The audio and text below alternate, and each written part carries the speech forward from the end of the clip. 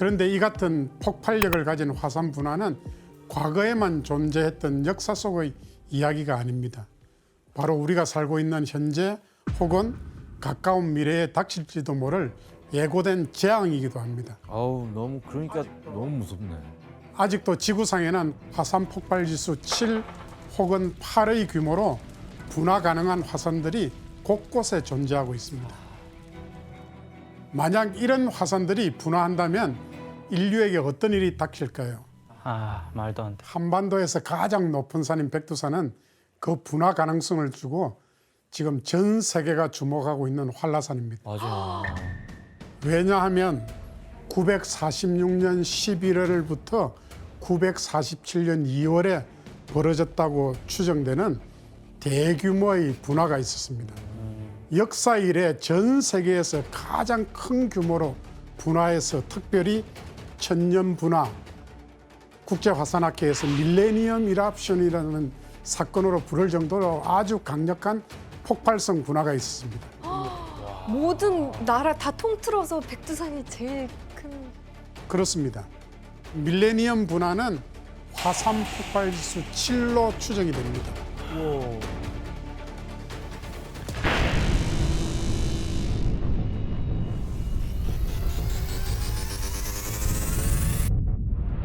분출물의 양은 100에서 150 입방킬로미터. 이것은 앞에서 우리가 이야기한 폼페이 최후의 날을 맞이한 당시 분출량보다는 50배 이상 많은 양입니다. 말도 안 된다. 그래서 너무 엄청난 규모의 화산 분화였기 때문에 우리나라 역사서에도 그에 대한 기록이 남아 있습니다. 있겠네요. 한번 확인해 보도록 하겠습니다. 이해에 하늘에서 고동 소리가 들려 죄인들을 사면하였다 이렇게 기록을 하고 있습니다. 죄인들은 왜 사면하는 거야 갑자기? 화산이 터졌는데. 그 이유는 전혀 일상적인 어떤 활동과 다른 어떤 자연 현상, 하늘에서 큰 북소리가 들렸다 하는 걸 무슨 징조가 있는 것이구나. 그래서 이제 죄인들을 방면을 해주고 한 그런 것들이 많이 남아 있습니다. 네, 에코 씨, 일본에서도 저 백두산 대분화에 대한 기록이 있다면서요? 네, 맞습니다. 일본 역사서 일본 기략이라는 곳에 947년의 대분화에 대한 기록이 남아 있습니다. 네, 여기인데, 네, 正月14日孔子この日空中優勢지오라이 947년 2월 7일 하늘에서 소리가 났는데 마치 전등 소리와 같았다 라고 쓰여 있어요. 똑같아. 근데 사실 이게 소리만 전달된 것이 아니라 화산재가 홋카이도까지 날아갔었다고 합니다. 그러니까 이게 백도에서 터지면 이게 동쪽으로 엄청 날아가나 봐요. 네, 그렇습니다. 백두산이 위치한 장소가 편서풍이 부는 장소이기 때문에 백두산에서 화산재가 대기 상층으로 올라가면 동쪽으로 이렇게 퍼져나갑니다. 화산재가 홋카이도까지 날아가면 그런데 이제 남쪽에 있는 교토 근처에서 백두산의 폭발음을 들었고 실제로 또 홋카이도 쪽에서는 화산재가 비처럼 내렸습니다. 그런데 이 백두산 대분화가 얼마나 대단했는지를 짐작할 수 있는 증거가 현재까지도 남아 있습니다. 그게 뭘까요? 무슨 증거요? 바로 백두산의 상징 칼데라 호수인 천지가 만들어졌습니다.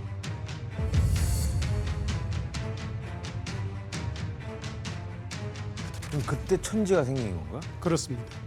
현재 백두산 천지 내에 있는 세 개의 큰 분화구 중 두 개는 946년과 947년 대폭발 당시 만들어진 것으로 알려져 있습니다.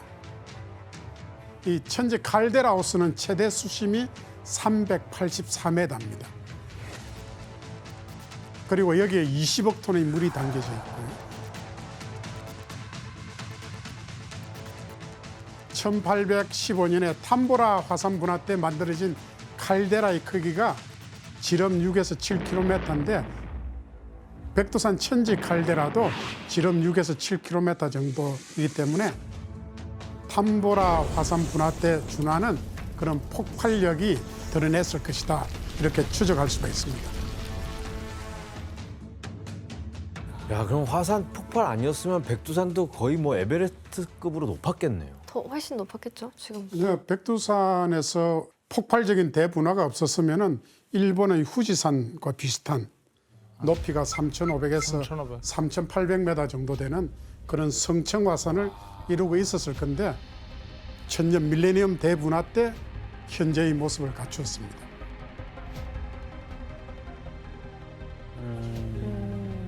그렇다면은 만약에 활라산인 백두산이 지금 분화한다면 어떤 일이 벌어질까요?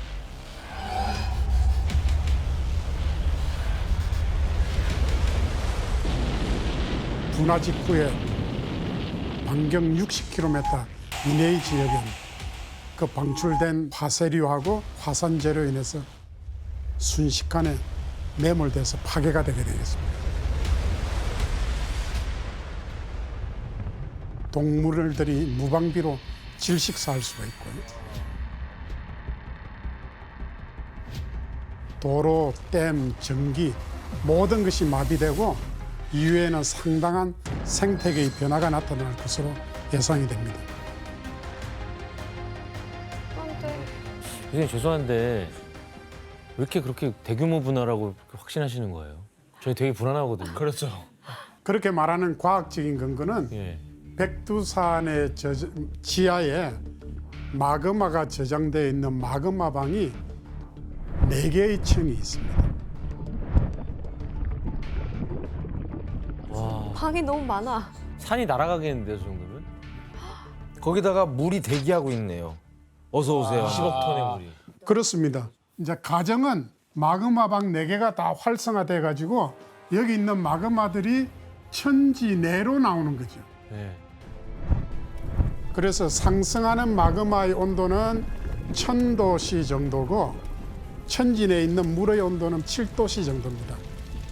물이 마그마를 만나면 산산조각이 나면서 부석이나 화산재로 마치 팝콘 만들듯이 대기상층으로 올라가게 됩니다.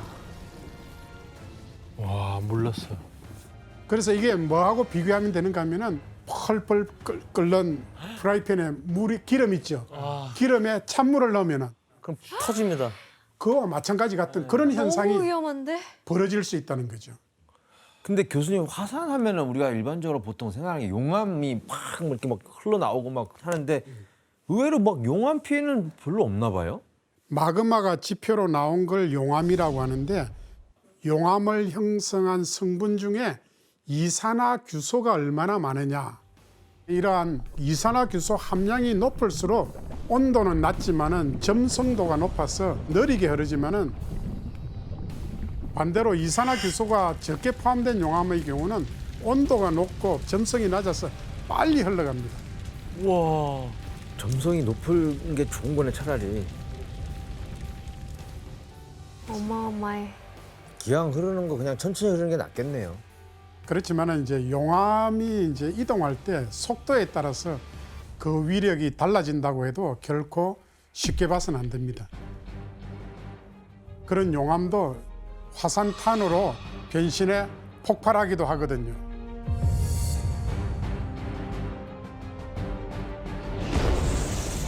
어우, 진짜 산탄총 같은데? 폭탄이네. 와, 저 날아가고. 산탄이야말로 뭐 거의 뭐 폭탄 아니에요. 와, 저거 맞으면 가겠네. 와 날라온다 와. 아이고야. 와. 보트를 덮쳤어요? This exploded straight out at the boat. We could hear the rocks hit the boat and the people yelling.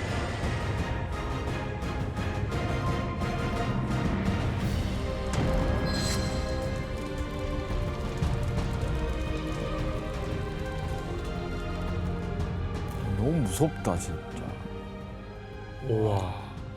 그래서 튀어나오는 화산탄 자체가 용암의 불덩어리고 이것이 화산 화구 근처에서 직접 사람에게 떨어지면 화상 등 큰 피해를 입을 수 있습니다.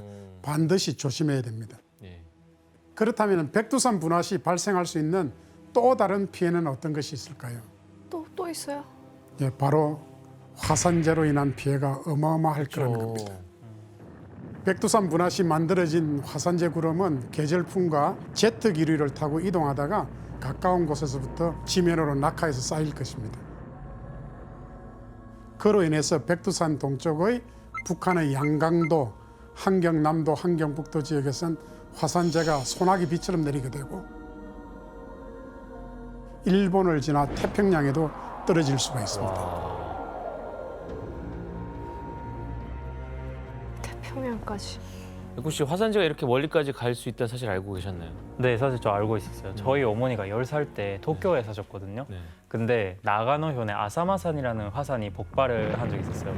근데 그 도쿄랑 아사마화산은 170km 정도 거리가 되거든요. 네, 근데 어머니가 아침에 학교 갈 때 화산재가 쌓여 있는 거예요, 도쿄에.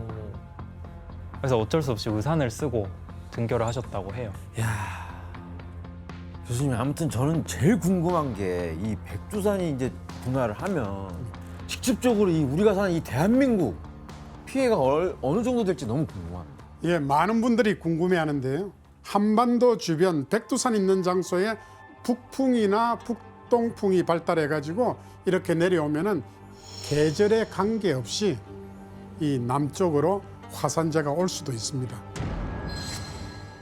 그런 경우에는 화산재가 비처럼 내려가지고 1mm 이상만 쌓여도 농작물, 제조업, 전자산업 이런 것들이 피해를 입게 되고요. 도로의 차선이 보이지 않기 때문에 교통 혼잡이 발생하고 또 화산재가 있으면 항공기 이착륙이 안 됩니다. 와. 이건 우리나라더라도 이게 안심할 수 있는 게 절대 아닌 것 같아요. 전혀요, 수가 전혀. 없죠. 그렇다면 이 백두산 분화 징조가 과연 있는지 네. 한번 알아보도록 하겠습니다. 먼저 과연? 화산 분화의 대표적인 전조 현상은 바로 지진? 화산성 지진이 일어난다는 것입니다.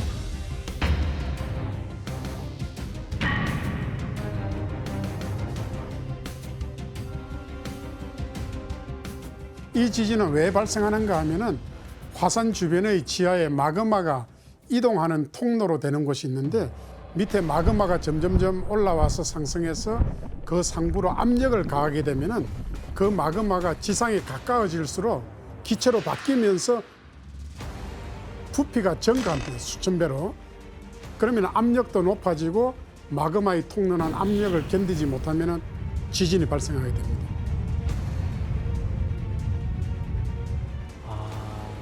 그런데 주목할 만한 사실은 백두산에서 화산성 지진 활동이 급증했었다는 사실입니다. 언제요? 그 사실을 그래프를 한번 확인해 보도록 하겠습니다. 2002년 6월 달까지는 지진이 아주 낮은 수준이었는데 그 이후에 갑자기 이렇게 급증하기 시작했습니다. 무슨 일이야? 2002년 이후에 백두산에서 발생한 지진 횟수가 월 240회에 이를 정도로 네? 아주 빈번했습니다. 전조 증상인가? 예, 전조 현상으로 우리가 화산 위기 와, 또는 화산 불안정이다 이렇게 이야기를 했습니다. 교수님 근데 그럼 저때 2005년 저때 뭐 터지긴 터졌나요? 국제적으로 이때 이제 분화로 연결될 것이다 이렇게 이제 생각을 하고 있었는데 다행히 마그마가 백두산 꼭대기로부터 마이너스 5km, 평균 해수면에서 마이너스 2km 밑에까지 마그마가 천천히 움직이면서 스톱해 버렸습니다. 다행이다. 그렇지만은 안심할 상황은 아닙니다. 중국 지진국이 조사한 바에 따르면 2019년에 백두산 마그마가 상부로 이동하면서 마그마가 이동하는 지진, 그 지진이 21회 감지가 됐더랬어요. 다 왔네. 또 한 가지 주목할 것은 백두산에서 천지 주변 온천의 수온 상승과 주변 지형의 변화가 감지되고 있다는 것입니다.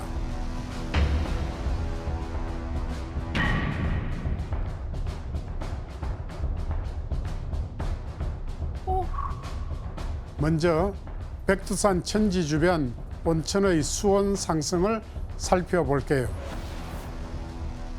1991년도에 67에서 69도씨였던 천지 주변의 온천수의 온도는 2010년에 74도씨로 상승했어요. 온천수의 온도가 상승했다는 것은 온천가스를 뿜어 올리는 지하수의 온도가 상승한다는 것이고, 이것은 마그마가 다가오고 있거나 또는 여론이 커지고 있다는 증거로 해석할 수 있습니다. 어머. 저는 거기 백두산 올라갔는데 네. 거기 이렇게 천치 옆에 이렇게 개울물 있잖아요. 거기 사람들이 계란 삶아서 먹기도 하잖아요. 지금 그분 지금 거기서 계란 파실 때가 아닌 것 같은데. 굉장히 위험한 것 같은데. 그런데 그런 수온의 상승 외에도 앞에서 말씀드린 천지 주변의 지형에도 어떤 변화가 일어나고 있었습니다. GPS 관측을 한 결과를 보면은 천지 칼데라 호수 주변의 지형이 10cm 이상 이렇게 팽창했습니다. 이것을 지하의 마그마가 성장해서 만들어진 일로 추정을 하고 있습니다. 그렇다면 지표 변형이 10cm가 아니고 조금 더 많아지면은 분화로 연결될 수도 있죠. 아이고. 와, 마그마가 막 이제 나오려고 준비 운동하고 그렇죠. 있는 거네요. 교수님 지금 사실 요즘 백두산에 대한 좀 음모론이 많이 또 돌고 있습니다. 맞아요. 2025년에 백두산이 분화할 것이다. 내년이네요? 내후년이죠. 내후년. 아니 이제 곧 4년이니까. 지금 아직 7월인데요. 아니, 어쨌든 그런 소문이 있던데 이건 좀 뭐 근거가 있는 소문이에요? 최근에 유튜브라든지 많은 그런 데서 백두산이 2025년도 분화될 것이다 이런 분화설을 두고 이른바 백두산 괴담이 돌고 있죠. 백두산 화산이 폭발했습니다. 서울, 경기, 강원, 충청 지역에 긴급 주민 대피령을 그래서 이 괴담에 대한 진실을 지금부터 하나씩 밝혀볼게요. 부탁드릴게요. 먼저 백두산이 얼마 남지 않은 2025년도에 정말로 분화할 것인가.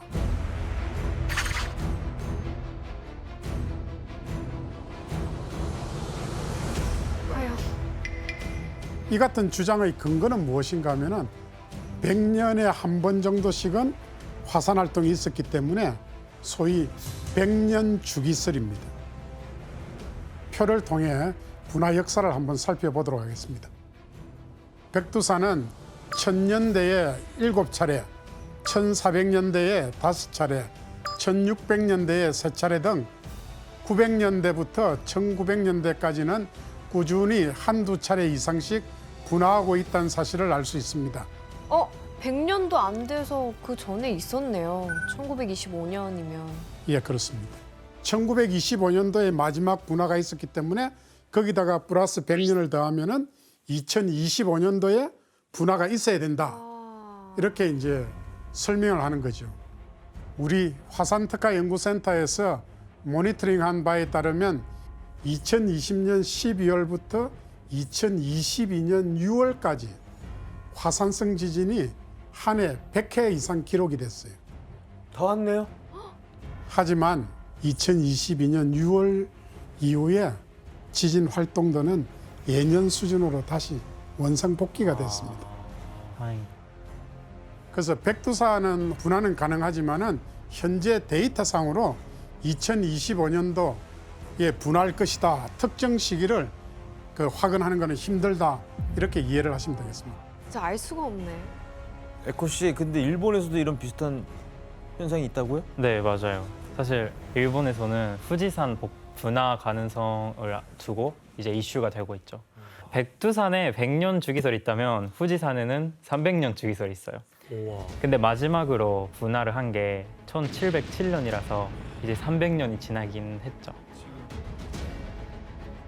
요새 기상청에서 발표된 게 있어요. 후지산 주변에서 지진이 엄청나게 늘고 있다고 하는 거예요. 네, 그래가지고 후지산이 언제 분화할지에 대한 그런 관심이 엄청 커지고 있죠. 어디로 가야 돼? 일론 머스크랑 달로 가야 되나? 어떻게 해야 되지? 교수님 근데 네. 그 북한이 핵실험을 계속 하고 있잖아요. 그게 또 이 백두산 화산과 연관이 있을 수 있다는 말이 있는데 과연 북한의 핵실험이 백두산 분화에 영향을 미칠 것인가?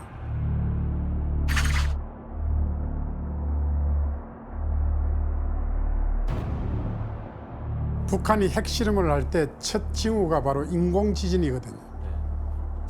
1차 핵실험 당시에 규모 3.9의 인공지진이 실험이 거듭될수록 규모가 점점 커져갔습니다. 북한이 6차 핵실험을 기습적으로 실시했습니다.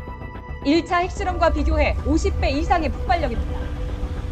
실제로 2017년 9월 북한이 6차 핵실험을 벌인 뒤에 규모 2.4에서 2.9의 여진이 풍계리 지역에서 잇따라 발생하기도 했습니다. 왜 자극이 될 수 있다니까요? 그럴 수 있겠다. 그런데 백두산이 분화하려고 하면은 백두산 밑에 마그마가 저장된 마그마방을 자극을 해야 되는데 풍계리와 백두산은 120km 떨어져 있습니다. 그래서 지진 규모 7.0 이상의 아주 강력한 지진이 필요합니다.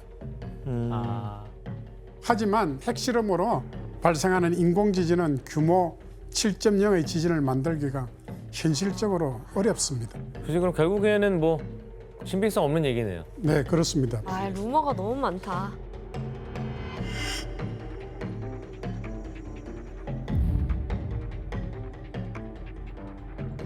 그런데 이제 백두산과 함께 초대형 분화를 일으킬 것으로 보이는 전 세계 화산학자들이 주목하는 화산이 또 있습니다. 또 있어요? 그렇습니다. 바로 미국의 옐로스톤입니다. 옐로스톤은 미국 최초의 국립공원이고요. 약 63만 년 전에 화산 폭발 지수 8로 분화한 것으로 여겨집니다. 수십만 년 전부터 슈퍼 화산급의 분화로 만들어진 화산 고원지대고요. 그 당시에 폭발로 인해 가지고 지름이 70km에 달하는 현재의 칼데라 호수가 만들어졌고요. 우와, 저 너무 아, 여기!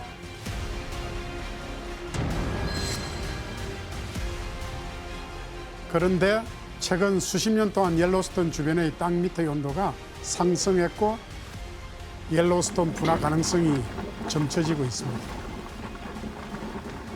안 돼. 교수님, 근데 폼페이에 있는 화산 폭발 지수가 5. 근데 도시가 그냥 멸망했단 말이에요. 네. 근데 지금 탐보라산이나 백두산은 화산 폭발 지수가 7. 그러니까 주변 나라에 굉장히 큰 피해를 입히잖아요. 네네. 근데 8이라면?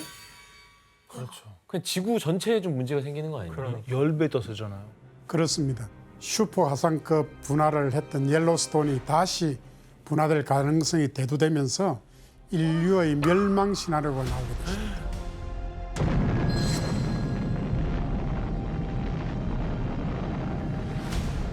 옐로스톤이 폭발할 경우 히로시마에 투하된 원자폭탄 5,500만 개를 터뜨리는 것과 같은 위력을 발생할 것으로 추정했는데 이때 분화 1시간 만에 1억 톤의 화산 자갈과 가스를 분출할 수 있습니다.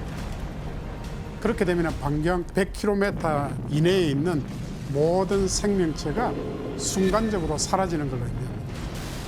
그리고 일주일 이내에 화산재가 유럽 대륙에 도착하고 미국 토지의 75%가 화산재에 뒤덮일 것이다.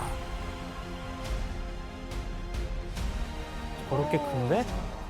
결국 지구의 연평균 기온이 12도씩 내려가서 한랭한 기후가 몇 년 동안 지속될 것으로 내다봤습니다. 빙하기야. 리셋이네, 리셋. 그렇다면 슈퍼 화산이 분화할지도 모를 가능성을 두고 우리는 어떻게 해야 할까요? 무슨 대비를 해야 되지? 사실 이제 예측 시나리오에 불과한데 언제 어떻게 슈퍼 화산이 분화될지는 아무도 모릅니다. 그럼에도 불구하고 그 피해를 최소화하기 위해서 지속적으로 관심을 가지고 그 화산체를 모니터링해서 노력하는 것이 중요하다고 생각합니다. 지금 저 그래프상 2000년대는 확 올라갔는데 그러면은 너무 위험해 보이는데? 그렇죠. 그러면은 저 때 무슨 일이 생겼던 걸까요? 산업혁명. 그렇습니다. 예, 산업화. 예, 산업혁명이 있었죠.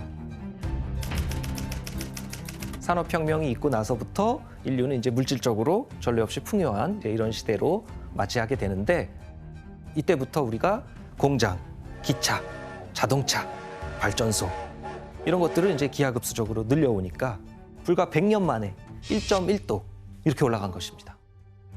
이렇게 급격하게 올라간 이런 거는 지구 역사상 유례가 없는 그런 일이죠. 최근 200년에 너무 급격한데요? 네. 그러니까 저만큼 0점 몇 했는데도 뭔가 이상 변화들이 생기는데 지금 1.1도가 이렇게 올라간다면 굉장히 심각하게 뭔가가 변화가 오겠네요. 맞습니다. 지구 전체 평균 온도, 더군다나 기후에서 이 1.1도가 올랐다는 거는 아주 심각한 문제라는 거고요.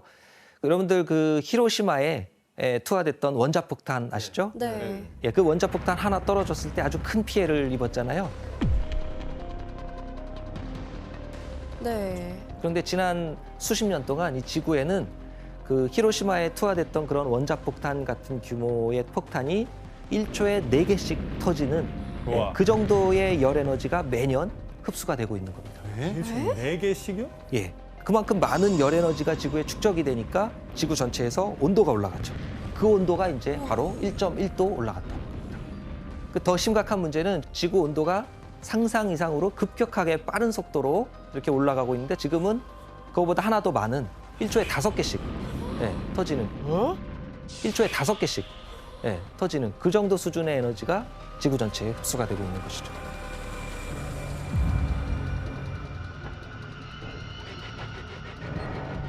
아니 그러면 지구를 뜨겁게 만드는 실제적인 원인은 뭐예요?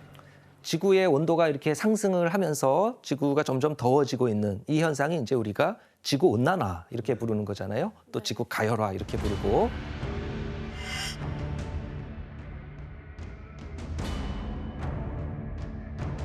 지구 온난화를 만든 핵심 원인, 이거는 우리가 배출한 그 온실가스, 그 온실가스 농도가 증가했기 때문에 그런 것이죠. 각종 이제 산업 현장, 발전소, 또 교통수단 이런 데서 이산화탄소 같은 온실가스들이 계속 나오고 있는 거죠.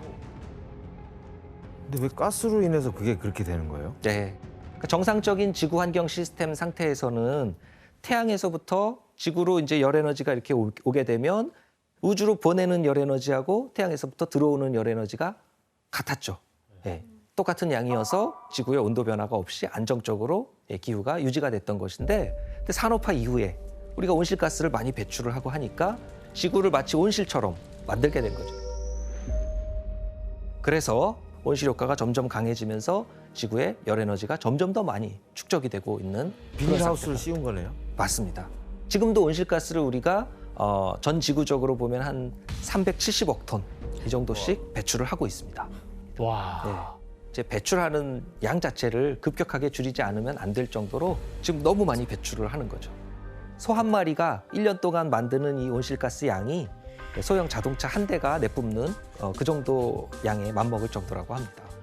와우.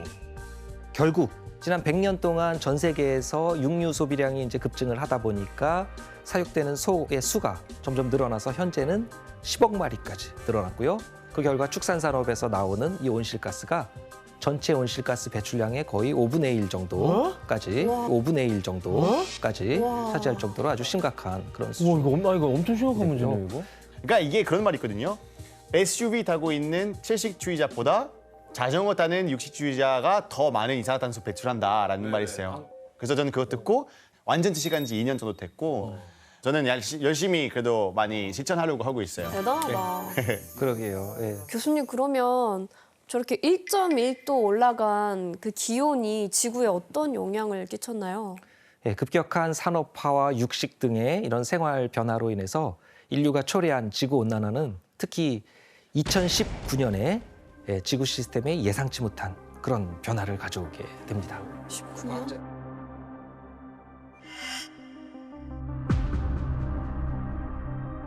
그리고 이때 인도양의 기후 관측 역사상 전례를 찾아보기 어려운 그런 대이변이 발생을 했습니다. 바로 인도양의 이 동쪽하고 서쪽 사이에 온도 차이가 무려 2도까지 이렇게 올라가게 됩니다. 뭐지? 근데 저희는 사실 예. 체감상 2도는 별거 아닌 거라고 느껴지는데. 이 바닷물의 수온이 온도가 쉽게 변하지 않는 것이고 이게 상당히 거대한 영역이기 때문에 여기에 수온이 바뀐다는 거는 엄청난 열이 거기에 공급이 됐거나 또는 엄청난 열이 빠져나갔거나 이런 거대한 열의 변화를 말합니다. 규모가 다르구나. 그래서 인도양 양 끝에 나타난 이 2도의 차이는 심각한 기상이변을 예고하는 무서운 전조였습니다. 이로 인해서 바로 최악의 재앙이 닥친 나라가 호주였던 겁니다.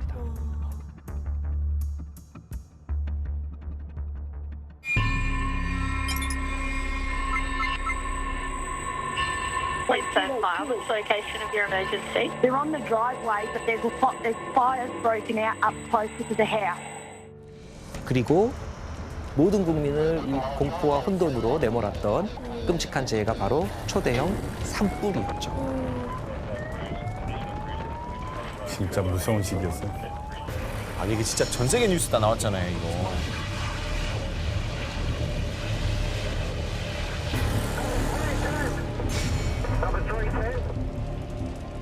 진짜 저렇게 새빨갈 수가 어떻게 있나? 들어가 거기?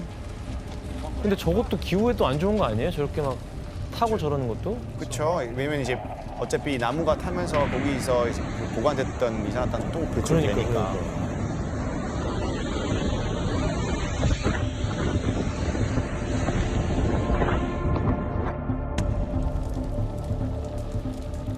와, 저 빨간 하늘 보세요. 와. 와 진짜 지옥이다 지옥. 와, 너무 무서워. 초기에 불이 붙은 곳은 호주 동남부의 뉴 사우스 웨일스 주하고 이제 퀸즐랜드 주의 두 군데였습니다. 이 건조한 산에 갑자기 마른 번개가 막 내려치고 이러면서 불씨가 붙고 산불이 시작됐다고 이렇게 추정을 하고 있는데요. 이때만 해도 산불이 이렇게까지 커질 거라고는 누구도 예상을 하지 못했습니다. 그런데 한 달 사이에 이렇게 광활하게 넓은 이 호주 대륙에서 산불이 비정상적으로 빠르고 강하게 번져나가기 시작하는 겁니다.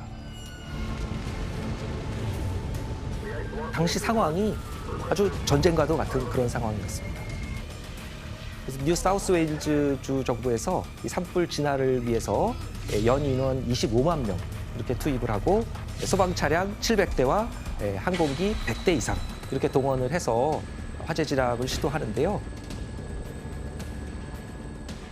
심지어는 미국, 뉴질랜드, 싱가포르, 캐나다 등등 해외에서도 1,000명이 넘는 대규모 소방팀을 지원받아가지고 현장에 투입을 한 겁니다. 아니 그러니까 챔버 씨 진짜 그때 당시에 그 호주 사람들 반응이 어땠어요? 산불 막 안 꺼질 때. 진짜 호주에서는 원래 몇 년에 한 번씩 큰 산불이 발생할 수도 있긴 한데 이번에는 진짜 멈추지 않았으니까 사람들은 어떻게 안심할 수가 없어요. 완전히 끔찍한 상황이었어요. This is literally not real. This is not real. Oh my god, I can't see anything. I can't see anything.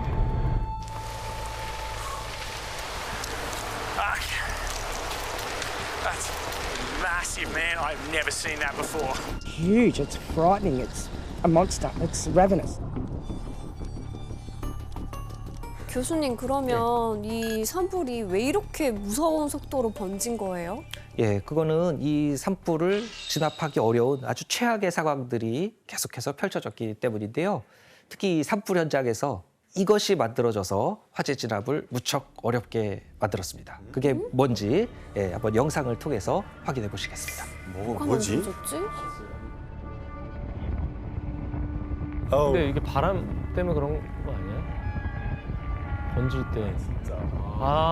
회오리 바람. 회오리도 일어나 갑자기. 와. 불 토네이도. 어머, 저게 뭐야? 우와 뭐야 이거? 저런 건 처음 봐요. 진짜 지옥에서 나올 것만 같은. 와, 저거는 막을 수가 없겠다.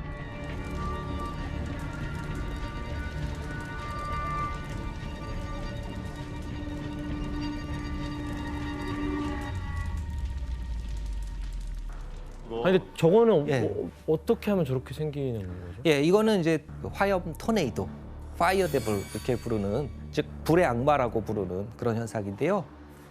대체 화재 지역에 왜 이런 현상이 발생하는 걸까? 이 산불이 일어나면은 불이 워낙 뜨거우니까 대기를 가열하죠, 고기를. 네. 그렇죠. 가열을 하니까 뜨거워진 고기는 가벼워요. 가벼우니까 하늘로 위로 이렇게 치솟는 거죠. 이렇게 고기가 치솟으면은 주변에 있던 고기들이 빨려 들어가야 되니까 빨려 들어가면서 여기 회오리가 이렇게 만들어지는 겁니다. 산불의 불꽃과 재를 막 흡수하면서 수십에서 수백 미터에 이르는 수백 미터? 수백 미터까지도 되는 그런 거대한 불 회오리를 이렇게 만들어내는 겁니다. 수백 미터 웬만한 고층 건물. 그러니까요. 예. 전 실제로 처음 보면 봤어요. 얼마나 무서울 건데요, 예. 진짜. 그리고 이 화염 토네이도는 풍속, 여기 부는 바람이 최대 시속 200km, 200km? 예, 미터, 200km? 예. 중심부 온도는 1000도 이렇게까지 올라가기 때문에 이 산불 피해를 더 키우고 화재 진압도 아주 어렵게 그렇게 만들었습니다. 근데 이때 또 예상치 못한 또 다른 현상이 발생을 했는데요. 또요? 지금도 못 막는 수준인데 문제가 더 있어요? 조금 더 정확하게 이야기하면 마른 번개입니다. 마른 번개. 마른 하늘의 날벼락이네요, 그러면. 지금. 네, 이 비 한 방울 내리지 않는 뜨거운 하늘에서 느닷없이 마른 번개가 치는 그런 상황이 여기저기서 막 펼쳐지는 겁니다. 에? 번개까지? 진짜 무섭다. 비라도 내렸으면 좋았을 텐데. 네.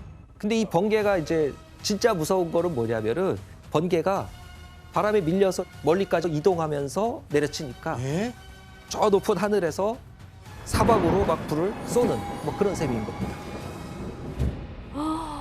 그래서 원래 산불이 안 났던 곳에 자꾸 산불이 번지면서 이 산불 범위가 자꾸만 확장하고 와. 이렇게 또 새롭게 만들어지는 이 산불은 또다시 번개, 화염 토네이도 이런 것들을 다 증폭시키면서 호주 산불을 점점 더 거대해지는 그런 악순환을 낳게 됩니다. 그러니까 뭐 화염 토네이도에 뭐 번개, 악재가 다 겹쳤네요. 그러니까 기후를 이렇게 만든 인간에 대한 지구의 심판 같은 느낌이에요. 예. 이렇게 산불이 발생하고 3달이 지난 12월 말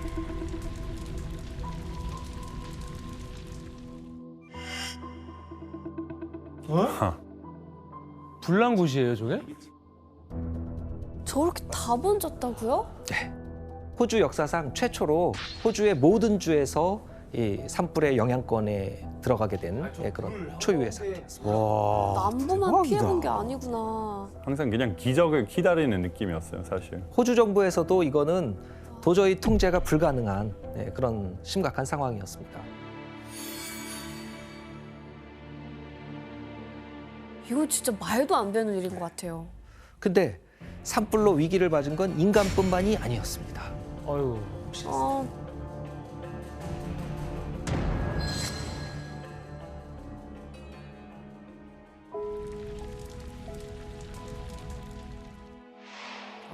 이게 코알라예요? 어떡해. 불쌍해. 거기 왜 들어가? 다 탔잖아. 아 뜨거, 뜨거, 안 돼, 안 돼. 거기 왜 들어가? 다 탔잖아. 아 뜨거, 뜨거, 안 돼.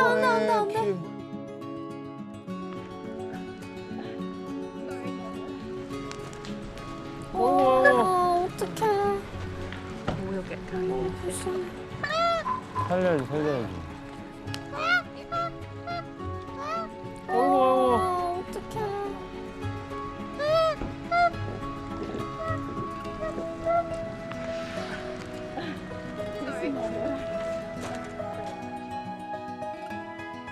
호주의 코알라는 이제 2018년 기준으로 8만 마리 정도 이렇게 됐었는데 이 화재 때문에 6만 마리 정도가 죽거나 다쳤을 걸로. 네. 말도 안 돼요. 근데 겨우 살아남은 코알라도 생존이 위험한 거는 마찬가지입니다. 이 코알라가 유일하게 살 수 있는 유칼립투스 숲이 화재로 다 불타버렸기 때문에. 아 먹을 게 없는 거야 그러면. 네. 그러니까 안 그래도 점점 수가 줄어가던 코알라가 이 화재로 인해서 멸종 위기종으로 이렇게 바뀐 겁니다. 네, 근데 코알라뿐만 아니라 진짜 호주 상징하는 동물 또 있잖아요. 캥거루. 캥거루.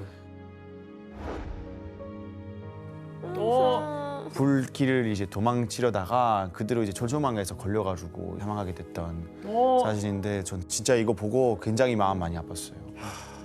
이처럼 산불 때문에 휘말려 죽거나 다친 야생동물 수가 무려 30억 마리 이상으로 추정이 되고 30억이요? 예. 그리고 이거는 육상동물만 포함된 통계라서 어류, 곤충까지 포함하면은 아마 더 많은 천문학적인 숫자의 생명이 사라진 것으로 그렇게 추산되고 있습니다. 저 산불이 뭐 호주의 모든 걸 다 파괴했네요, 그죠? 네, 그렇습니다. 초대형 산불로 인해서 호주의 자연환경 이것이 이제 심각하게 훼손이 됐고 거대한 불이 지나간 자리 이제 다 잿더미가 돼버렸는데요. 국가 차원에서는 온갖 노력을 해도 총동원해서 이렇게 노력을 했지만 5개월이 지나도록 계속 끝나지 않는 이런 재난 속에서 호주 사람들은 이 공포와 무력감에 시달리게 됩니다.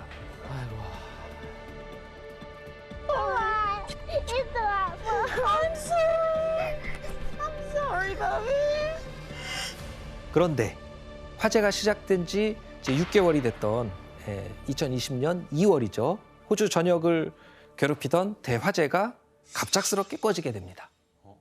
대체 무슨 일이 일어났을까요? 산소가 없어져서 그런가? 더 이상 달 숲이 없어진 건가? 바로 엄청난 양의 폭우가 호주에 쏟아지게 된 것이죠. 지난달 최악의 산불을 겪은 호주에서 이번엔 60년 만에 기록적인 폭우가 쏟아졌습니다. 근데 이 폭우가 또 산불이 휩쓸고 있던 그 호주 남동부 지방 거기에 집중적으로 또 많이 내립니다. 그래서 2020년 2월 9일부터 10일까지 하루 24시간 동안 호주 중남부 해안을 따라서 내린 비의 양이 무려 350mm에 달했다고 합니다. 그러면 이제 하늘에서 엄청난 이 물폭탄이 떨어지면서 호주 화재가 빠르게 사그라질 수 있었던 것이죠. 와, 대박이다. 그래서 2020년 2월 13일 호주 정부에서는 이제 화재가 시작된 지 6개월 만에 초대형 산불 사태가 종식되었음을 공식 선언하게 됩니다. 6개월 만에. 네. 그러니까 1년 중에 반년을 계속 불길에 살고 있는 거예요, 불 속에서.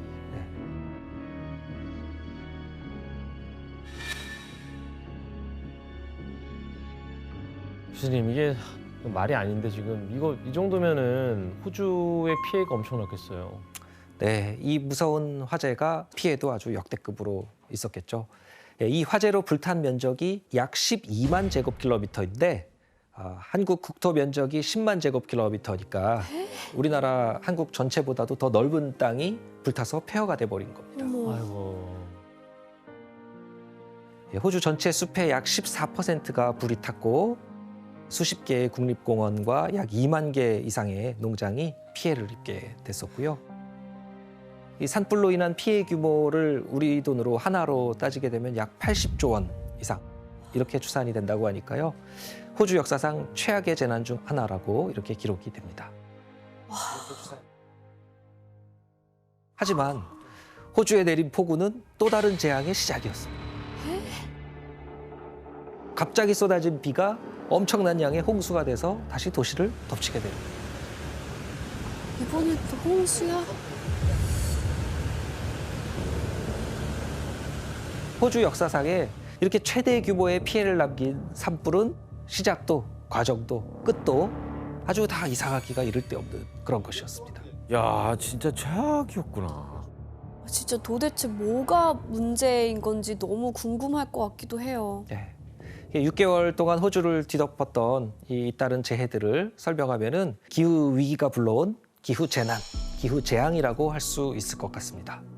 그렇다면 2019년 인도양에서 나타났던 이 2도의 수온 차이가 대체 호주에 왜 이런 기후 재난을 불러왔을까요? 궁금합니다.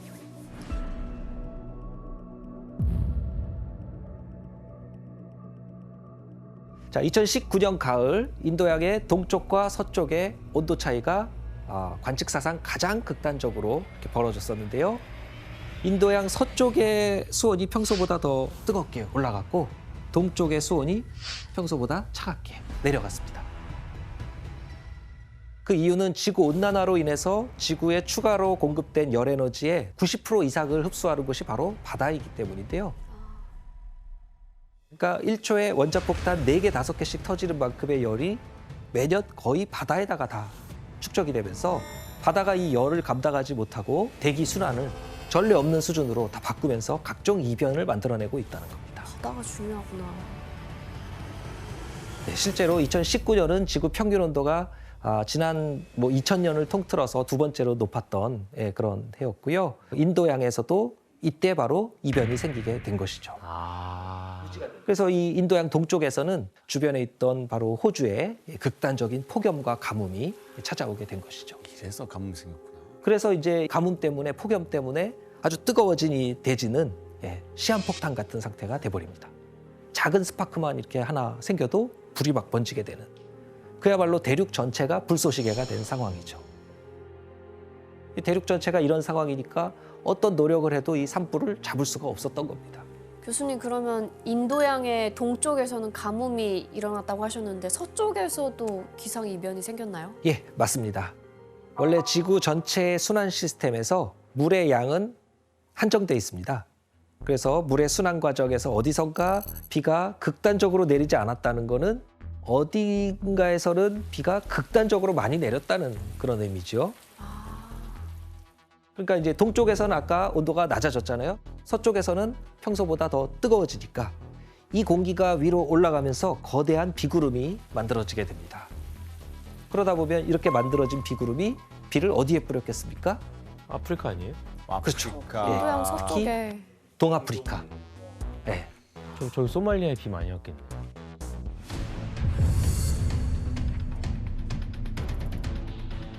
그러니까 2019년 10월부터 해서 케냐, 소말리아, 에티오피아 등등 동아프리카 그 일대에 무려 2달 동안 이례적인 수준의 폭우가 쏟아집니다.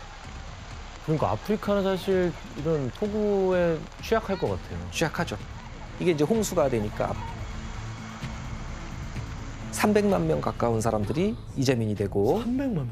예, 수백 명이 사망하고 이런 참사가 여기서도 벌어지게 하긴 거기 폭우가 안 오니까 뭐 그거를 막을 수 있는 진짜 방법 없을 거니까. 그렇죠. 아프리카의 사막 메뚜기는 이 습하고 축축한 환경에서 잘 왕성하게 번식하는 또 그런 특성이 있는데 이 폭우가 내리면서 습해지고 메뚜기 떼가 번식하기 좋은 환경이 갖춰진 것이죠. 너무 징그러나 저것들.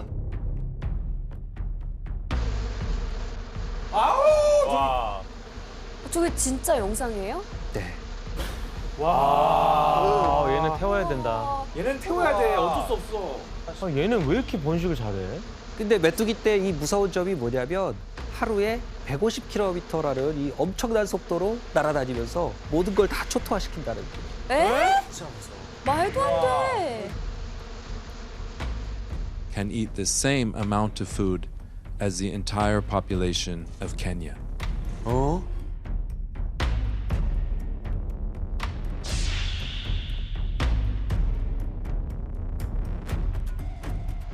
어머. 너무 징그러워. 아우 소름 끼쳐. 와 진짜 재난이다 이게. 와. 2019년 당시 아프리카에 등장했던 메뚜기 수가 무려 4천억 마리에 달했습니다. 4천억.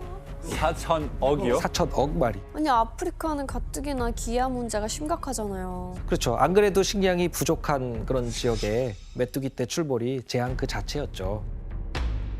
네, 소말리아나 에티오피아 이런 메뚜기 떼가 파괴한 농경지 면적만 해도 무려 축구장 10만 개 정도 크기였다고 합니다. 축구장 이 10만 개요? 숫자들은 네, 좀 안 와닿아요, 솔직히 죄송한데 너무 크다 보니까.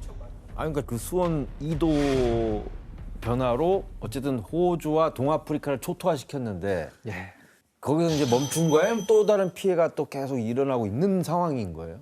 안타깝게도 2019년 이후로도 또 다른 지역에 기록적인 홍수를 발생시킨 거죠. 그 지역이 어디였을까요? 또 온도 올라간 데 아닐까요? 어디지? 예, 우리가 사는 동아시아로 가게 됩니다. 아 동아시아까지. 그 재난의 시작은 2020년 5월 중국이었습니다. 당시 장시성, 안후이성, 후베이성 등 중국 중남부 일대에 폭우가 쏟아지면서 모든 게 물바다로 변했습니다. 아니 집이 그냥 막 떠내려가네. 네, 당시 그 수재민 규모가 대한민국 전체 인구를 넘어설 정도로 그렇게 많은 사람의 수재민들이 생겼고요. 중국이 엄청난 수해를 겪던 7월 초에 중국을 괴롭히던 장마전선 일부가 동쪽으로 이동을 합니다. 일본? 네, 일본 남서부 지역인데요. 규슈 지방에 엄청난 기록적인 폭우가 쏟아지게 되고요.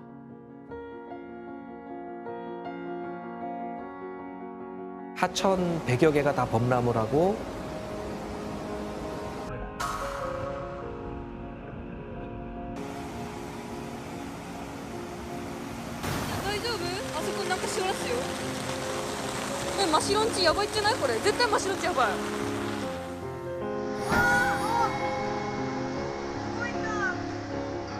축구장 2천여 개 넓이의 토지가 침수되고 피해가 아주 속출했습니다. 엄청났네.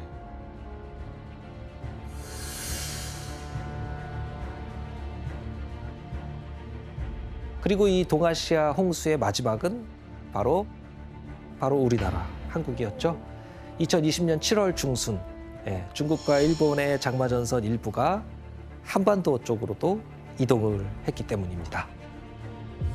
우리나라와 일본, 중국이 동시에 본격 장마권에 든 가운데 나라마다 집중호우 비상이 걸렸습니다. 인도양의 수온 상승이 원인인데요. 강남 물바다 되고 그때구나. 예, 장마 기간 동안 지역별로 최대 1000mm 넘는 비 이런 것들이 다 전국을 또 휩쓸고 장마 기간도 역대급이었는데요. 관측 역사상 최장 기간인 54일 장마를 우리나라에서도 기록을 하게 됩니다.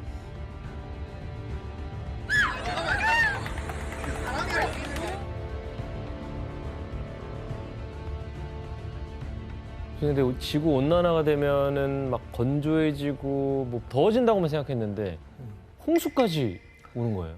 예, 이게 온도가 기온이 1도 올라가면은 수증기가 7% 증가하는 그런 효과가 있는데 점점 더 온난화가 되면서 습해지기도 하는 거죠. 아, 그러니까 바다에서 계속 수증기가 증발하는 거죠? 맞습니다. 그러니까 바닷물을 이렇게 담뿍 올려서 대륙에다가 쏘는 거네, 그냥 땅에다가. 그 문제는 상상을 초월하는 그런 규모의 홍수가 점점 더 자주, 더 심각한 수준으로 발생할 것으로 그렇게 전망이 되고 있다는 겁니다. 아이고야. 왜냐하면 지구의 온도가 지금 이 순간에도 계속해서 빠른 속도로 오르고 있기 때문이죠. 우리나라도 이제 안정권이 아니잖아. 이건 안심할 수가 없잖아. 왜냐면 올해 한국도 막 그 홍수 엄청 나가지고 막 강남이 뭐 물에 잠겨서 막 천장 떨어지면서 막 물 쏟아지고. 그러니까 뭐 뉴스 보니까 차 위에 이렇게 앉아가지고 휴대폰 하면서 집에 못 가고 있는 사람도 보이고 차가 그냥 둥둥 막 떠다니고 와, 아무튼 굉장히 심각했어요. 줄리아 씨도 최근에 홍수 피해가 컸던 지역이 있다면서요? 네, 바로 파키스탄이었어요. 사실 3개월 동안 끊기지 않는 홍수가 나면서 정말 성경에 나오는 대홍수다라는 말 나올 정도로 엄청 나섰는데 어머. 아니 집이 그냥 막 떠내려가네? 어머 어머 어머. 뭐야 무슨 지진이야?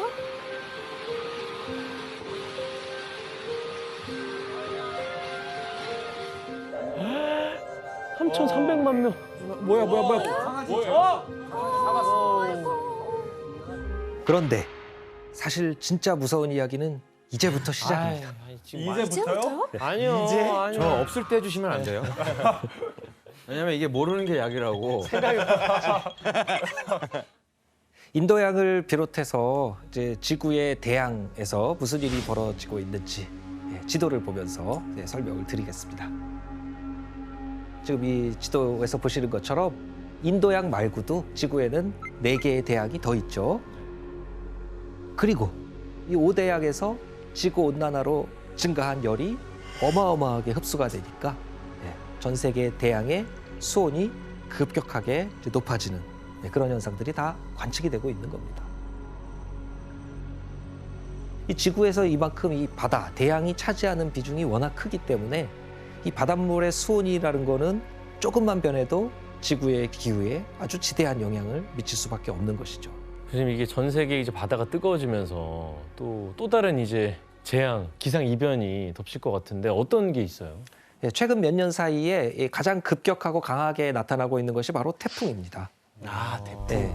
맞아요. 한국에 요즘 엄청 많이 오는 것 같아요. 9월 되면 태풍의 계절이어가지고 요새 너무 많아. 계속 와. 이 지도는 1945년부터 2006년까지 태풍이 발생한 위치를 나타낸 것인데요.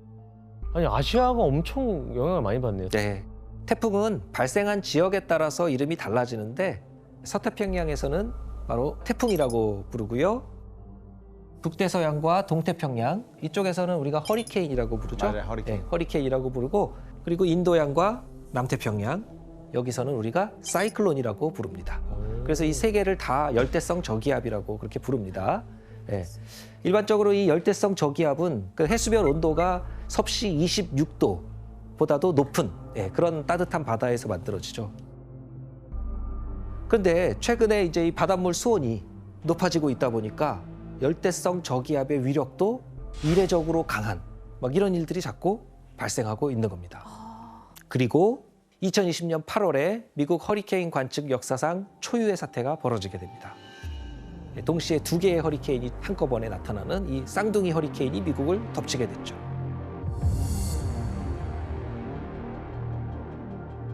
My administration is also closely monitoring Hurricane Marco and Tropical Storm Laura.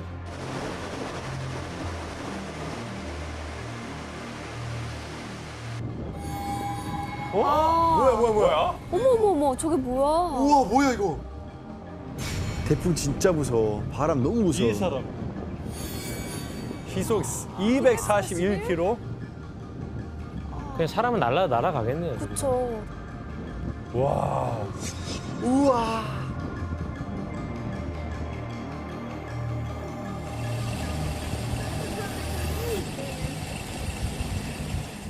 로라가 미국 남부 루이지애나주하고 텍사스주를 강타를 하면서 무려 50만 명의 미국인이 피난을 가야 됐었고 80만 가구의 정전이 일어나면서 대규모 재해로 이어지게 됐습니다. 그래, 이렇게 된다고 전쟁터처럼 진짜.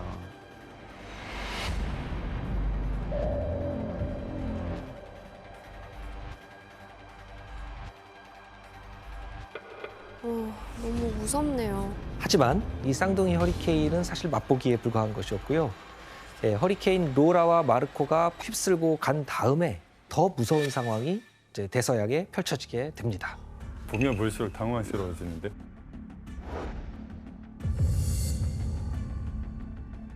뭐야? 잠깐만. 5개요? 너무 많은데? 예, 이게 2020년 9월 14일 찍은 위성 사진인데요.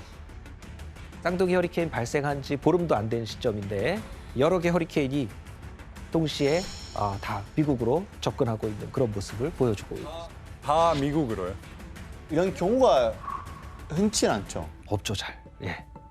당시에 이 대서양 상황이 여기저기서 이 만들어지는 이 허리케인들 때문에 아주 어지러웠던 그런 상황이었던 거죠. 지금도 어지러워. 이 중에서 지금 새로 발생한 저 제일 왼쪽에 셀리라는 태풍 보이시죠? 셀리 들어봤어요. 예, 저 허리케인 셀리는 이제 시속 160km가 넘는 바람을 불고 있고 무려 1m에 달하는 이 물폭탄을 안고 미국에 상륙을 하게 됩니다. 와. 그러니까 이 4개월 만에 내려야 될 비가 4시간 만에 4시간 만에 쏟아지니까 미국 남동부 그 플로리다주, 알리바마주 이런 데는 다 쑥대밭이 돼버린 것이죠. 그런데 이 미국을 덮쳤던 이 허리케인은 이게 끝이 아니었습니다. 예, 무려 11월까지 계속해서 강한 허리케인들이 연속해서 상륙을 하게 되죠.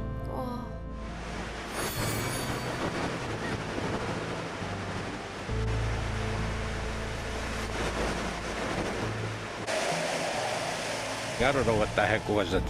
Then I went out, then I see it fell on the top of my house. 그래서 2020년 대서양에서 발생한 열대성 저기압 수가 미국 관측사상 신기록을 세우게 되고요. 그러면서 사람들이 이런 전례 없는 일들이 자꾸 벌어지니까 기후 위기가 직면했다. 이렇게 이제 실감할 수가 있었죠. 요즘 뉴스를 보면 태풍 관련된 소식이 좀 유독 잦아진 것 같지 않아요? 예, 맞아요. 태풍은 아까 보셨지만 태평양에서 만들어지죠. 예, 태평양의 수온이 점점 상승을 하니까 태풍 쪽에서도 미국하고 비슷한 일들이 벌어지고 있는 겁니다.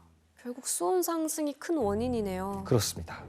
2019년에는 7개나 되는 태풍이 한반도를 강타했는데 이렇게 많은 태풍이 한반도에 오는 거는 대한민국 역사상 거의 보기 어려운 일이었습니다.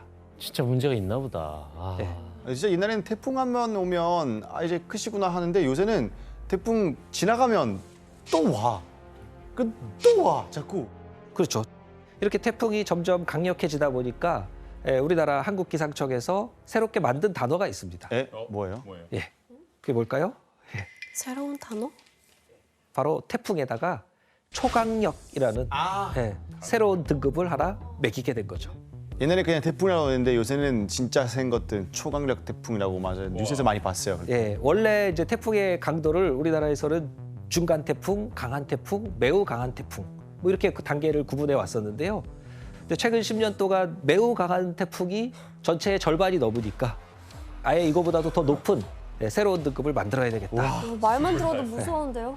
예, 진짜. 그렇게 해서 초강력 등급을 하나 더 만들게 된 거죠. 2020년에. 와, 그러니까 초강력 태풍은 어느 정도의 강력한 거예요?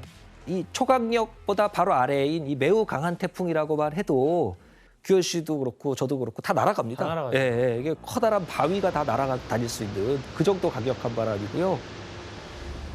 근데 초강력 등급은 그거보다도 더 강한 바람을 부는 그런 상황이죠. 그러니까 기차도 탈선하고 집들 붕괴되고 이거 콘크리트 이런 건물도 다 무너질 수 있는 그런 겁니다. 기차도 탈선. 네. 그래서 이 초강력 등급을 새로 만든 그 2020년 후로 2년이 지난 올해 초강력 수준의 태풍이 바로 또 한국을 찾아왔죠. 아 맞아요. 그게 바로 지난 8월 말에 부산을 스치면서 지나갔던 태풍 흰남노였습니다. 무서웠어요 사실. 예. 역대급 위력의 태풍 흰남노가 한반도를 향해 북상하고 있습니다. 중심 최대 풍속은 초속 49m로 태풍의 강도가 매우 강입니다.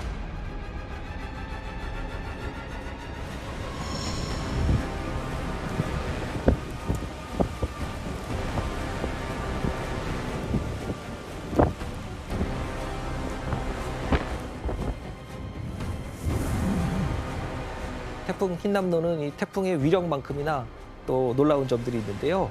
이 태풍이 역사상 유례가 없는 돌연변이었다는 겁니다. 태풍도 완전 돌연변이가 돌연변입니다. 있어요? 예. 원래 아까 태풍은 열대 바다에서만 만들어진다고 그랬잖아요. 예. 근데 흰남노는 그런 법칙을 깨고 열대 바다가 아닌 그 북쪽에 온대 바다에서 만들어지게 됩니다. 그럼 이제 앞으로 온대 바다에서도 태풍이 생기는 거예요? 그렇죠. 태풍 역사상 이게 유례가 없는 그런 일들이었는데 너무 무서워. 근데 문제가 또 있습니다. 또? 예, 지구 전체 기후에 막대한 영향을 미치는 게 바다뿐만이 아니라는 거죠. 자칫 인류 멸망 시나리오에 서막이 열릴 수도 있는 그런 지역이 있는데 이제 북극해라는 바다로 돼 있죠. 북극해에는 이제 거대한 해빙이 있고 북극해 해빙 외에도 옆에 있는 이제 가장 큰 섬, 그린란드, 그리고 미국의 알래스카, 러시아의 북부 스발바르 제도, 이 영역 전체를 우리가 북극권이라고 이렇게 부릅니다. 이 북극이 이제 지구의 이제 그 열 균형을 잡아주는 지역이니까 냉장고 역할을 한다 이렇게 말할 수 있는데요. 아 여기가 냉장고예요? 좋은 표현이구나. 기후 위기의 바로미터라고 불리는 그런 곳이죠. 그런데 최근 몇 년 사이에 마치 냉장고 플러그를 뽑은 것처럼 북극권의 모습이 완전히 달라지게 됩니다. 너무 속상할 것 같아.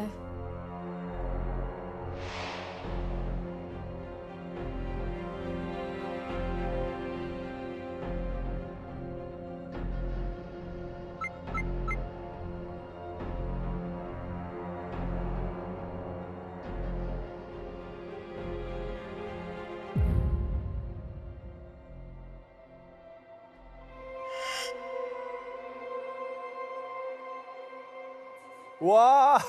아니 북극 아니잖아요 이거. 그냥 사막 아니에요? 갯벌이요? 교수님 다른 사진 같은데요? 영상 잘못 나오고 있는 것 같은데? 스타워즈에서 나오는 장면인데요. 이게 빙하였다고요? 20도?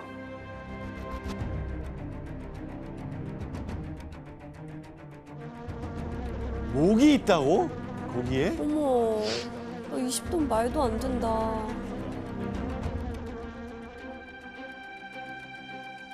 어쩜 좋아. 끝났다 우리.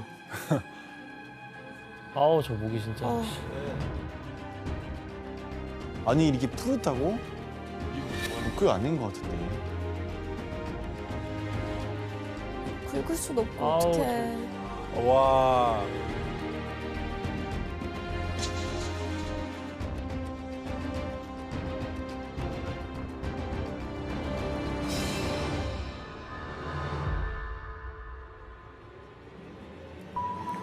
얼음이 저렇게 다 없어졌다고요? 예, 북극 사과학이 아주 심각하죠. 예. 예, 이 북극은 다른 지역에 비해서 태양열이 상대적으로 덜 미치기 때문에 항상 낮은 기온을 유지했었고 이제 그 덕분에 북극해 바닷물이 얼어서 수온이 낮고 차갑고 얼어서 비가가 되고 해빙이 만들어지고 그랬던 것인데요. 하지만 지구온난화의 영향은 북극조차도 피해갈 수가 없었습니다. 그럼 북극권의 빙하가 얼마나 녹았는지 직접 확인해 볼까요? 아유, 안 돼. 안 돼요. 안 돼요.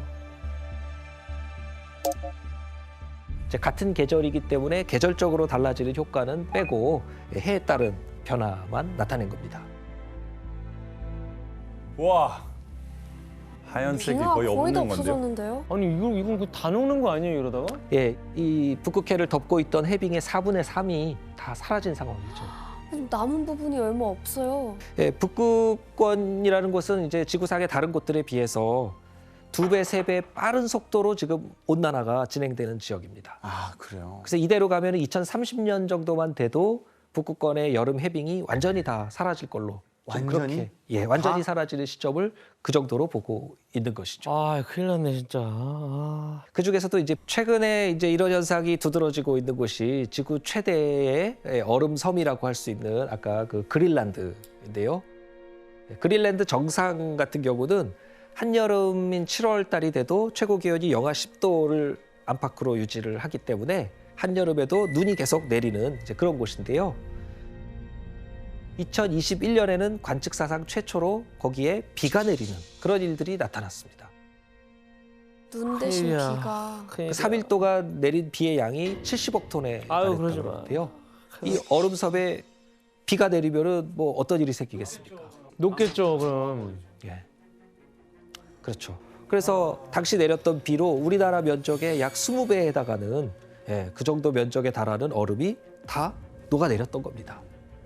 그리고 올해 여름에는 평균 기온이 섭씨 6도까지 그린란드에서도 올라가고 60만 톤에 가까운 얼음이 새로 또 녹아버린 겁니다.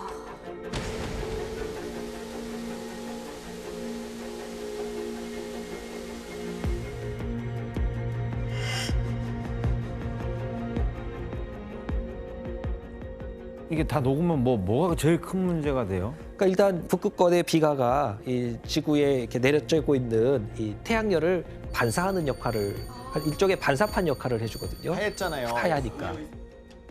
그래서 하얀색으로 비가로 덮여 있을 때는 태양빛을 많이 반사해 줬는데 이제 이게 녹으면서 그대로 흡수되는 겁니다. 그럼 더 빨리 녹겠네요?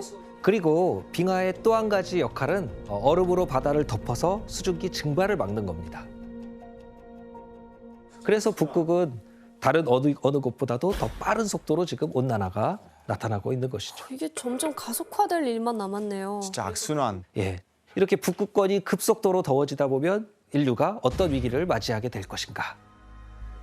가장 먼저 짚어볼 수 있는 거는 이제 북극권에 있는 영구 동토층이라고 있는데요. 그게 이제 녹는 것이 문제가 됩니다.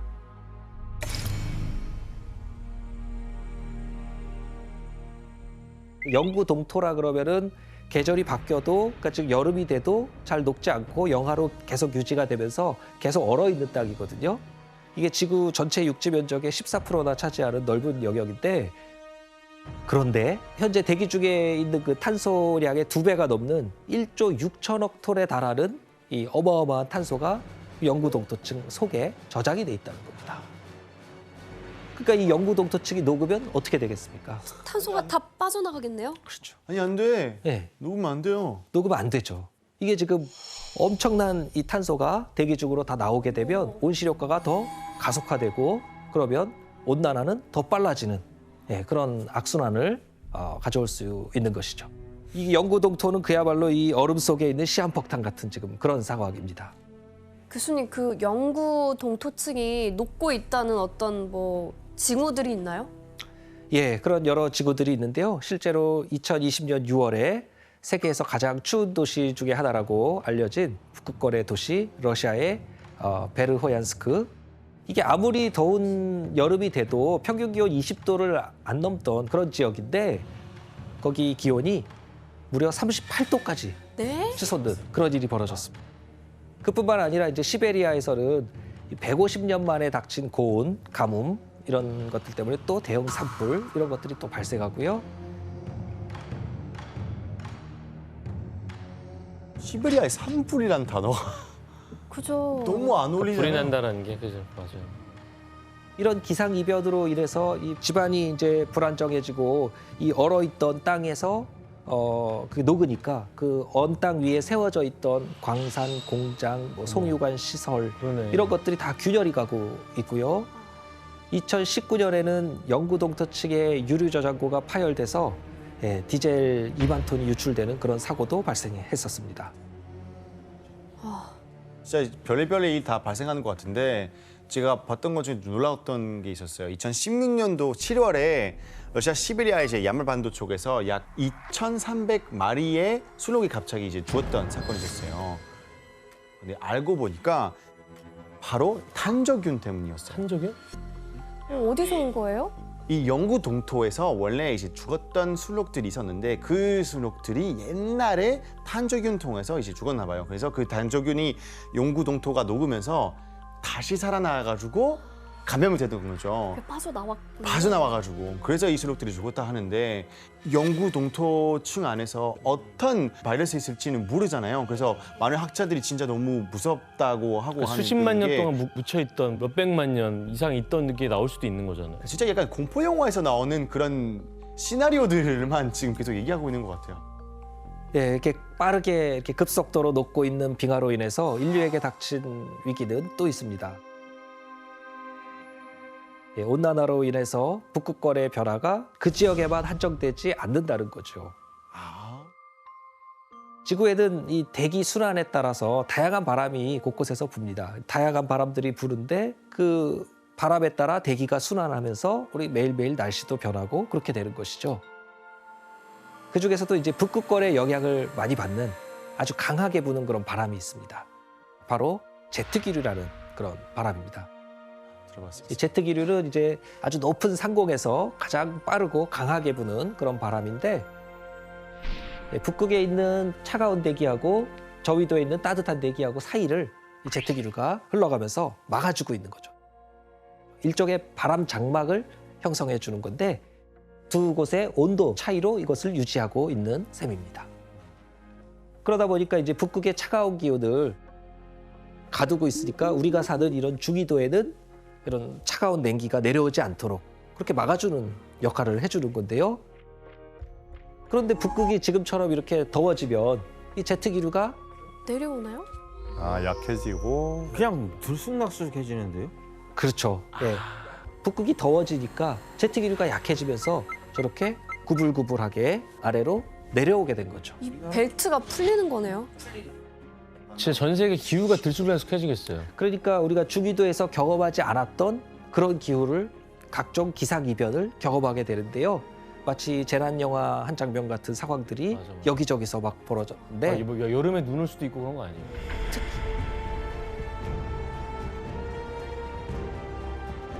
제트기류가 약해지면서 남쪽으로 이렇게 아래쪽으로 내려와 있는 그곳을 따라서 미국 남부지방에 위치한 그 텍사스까지 북극의 냉기가 내려오다 보니까 전례 없는 수준의 그런 한파가 들이닥치게 됩니다.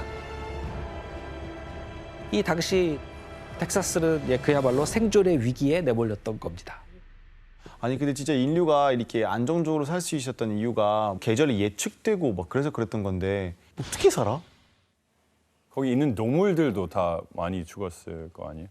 네, 맞아요. 텍사스주에 불어닥친 한파가 지금 챔보 씨 이야기하신 것처럼 인명 피해로만 끝난 게 아니었습니다. 제트기류가 아까 약해져서 미국에 이런 심각한 한파가 왔다고 했잖아요. 근데 이 지구 안에서 열이 또 보존이 돼야 되니까 한쪽에서 극단적으로 추워졌다는 거는 다른 곳에서 극단적으로 또 더워졌다는 거죠. 네, 그래서 올해 7월 같은 경우에 보시면 지구 반대편인 유럽에서는 재앙적인 수준의 폭염이 발생하게 됩니다. 그러네.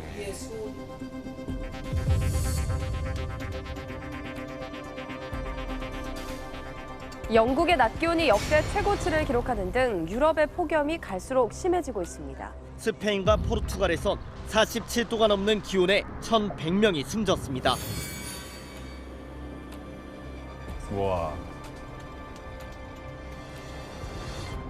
아, 그러니까 아프리카 쪽이 원래 좀 더웠는데 그게 위로 쭉 올라온 느낌이네. 그리고 이 유럽을 괴롭힌 거는 폭염만이 아닙니다. 유럽에 500년 만에 역대급 가뭄이 찾아오게 됩니다.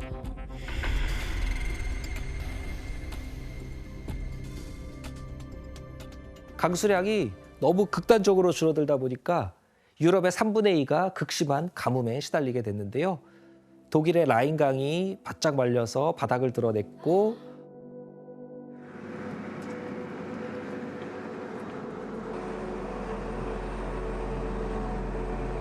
Beim Mais fehlt leider der Regen und somit ist der Mais sehr klein dieses Jahr und auch die Kolben sind sehr klein und somit fehlt uns bis zu 50% der Ernte. 프랑스 남부 일부 지역에서는 식수 공급도 제대로 안 되면서 트럭으로 물을 긴급 공수해야 되는 그런 상황까지 벌어졌습니다. 또 하나의 중대한 문제가 남아 있습니다. 바로 이 녹아내린 빙하로 인해서 해수면이 상승하는 문제. 사실 지구상에 있는 대부분의 빙하는 이 그린란드하고 남극의 빙상이라는 형태로 있는데요. 문제는 이 얼음이 지구가 온난화되면서 빠르게 녹고 있다는 거죠.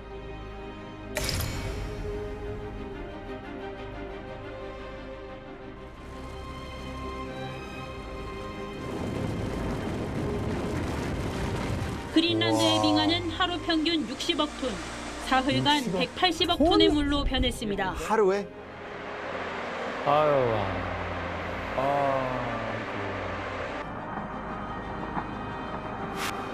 쓰나미네.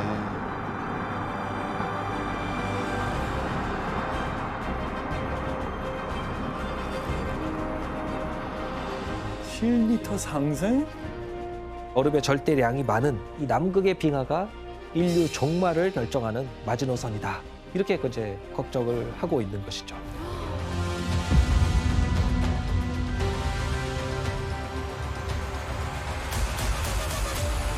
어떡해. 지금의 속도로 보면 저게 한 몇 년 뒤? 전 지구 평균 해수면이 올라가는 속도는 1년에 3mm 정도씩 올라갑니다. 근데 이제 이 해수면 상승 속도가 과거에 비해서는 몇 배나 빨라진 것이죠. 이게 상승이 가속화되고 있어서 앞으로 어느 정도 속도로 올라갈지 이 전망도 여러 가지로 엇갈립니다. 그래서 지금 속도로 계속 이게 진행이 되면은 한 80년 정도 지났을 때, 그러니까 2100년 정도가 되면은 해수면이 한 1.1m 올라가겠다. 그 정도 전망을 하고 있는데 이거는 굉장히 보수적인 전망입니다. 보수적인 거라고요? 이거는 평균 해수면이 오르는 거기 때문에 지역적으로는 그거보다 더 빨리 올라가는 것도 있고 거기에서부터 다시 태풍 같은 게 오면서 해일이 거기서부터 더 올라가니까 이 침수 피해가 더 심해질 수 있다는 것을 이야기하는 건데요. 이거 뭐 그런 얘기도 있어요. 이거 뭐 우리가 아무리 노력해도 이미 지금 암 말기다, 이거 복구 안 된다라는 사람들도 있는데 어떡해요? 네, 지구 종말 시나리오는 이제 지구 온도가 지금 1.1도 올랐다고 했잖아요. 2도를 넘어서 3도, 4도 이 속도로 계속 올라가는 거죠. 그러니까 만약에 우리가 지금처럼 온실가스를 계속 내보내면 수십 년 안에 2도 올라가는 그런 상황에 도달하게 됩니다. 그러면 이제 상황은 그 다음부터는 정말 돌이킬 수 없게 되는 건데요. 그런데 무서운 사실은 이미 1.1도 올랐는데 앞으로 10년 안에 0.4도가 더 올라가서 지구 평균 온도가 4로 이전보다 1.5도 이상 올라가는 그 상황은 우리가 아무리 지금부터 노력을 해도 막기가 어렵다는 그런 전망입니다. 그래서 인류가 지구 온난화 수준을 막아야 되는 그 최후의 보루 저지선이 1.5도, 2도 이제 그 사이가 되는 것이죠. 그래서 지금 우리가 어떻게 노력하느냐에 따라 완전히 다른 미래가 우리에게 펼쳐질 것이다. 그럼 지금 우리는 어떤 노력을 해야 되느냐? 간단합니다. 딱 두 가지입니다. 두 가지만? 간단하다고요? 딱 두 가지를 하면 되는데 첫째, 탄소 배출을 줄여서 지구온난화 속도를 급격히 낮추는 노력을 하는 것이 중요하고 우리가 거의 탄소에 기반해서 문명을 만들었다고 할 정도로 탄소에 의존하고 있는데 이제는 빠르게 탈탄소 사회로 바꿔나가야 되는